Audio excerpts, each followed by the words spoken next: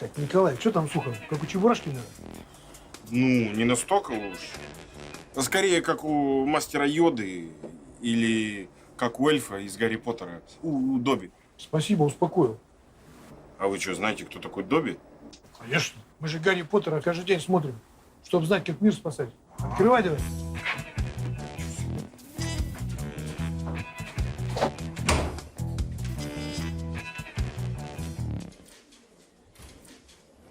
Ё-моё. Лучше бы та змея меня укусила.